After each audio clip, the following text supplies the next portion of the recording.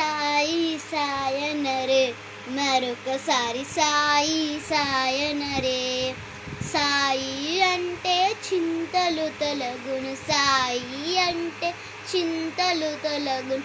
బాబా బాబనరే మరొకసారి బాబా బాబనరే.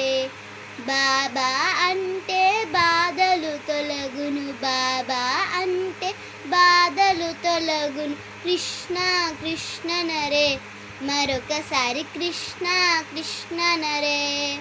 కృష్ణ అంటే కష్టము తొలగును, కృష్ణ అంటే కష్టము తొలగును.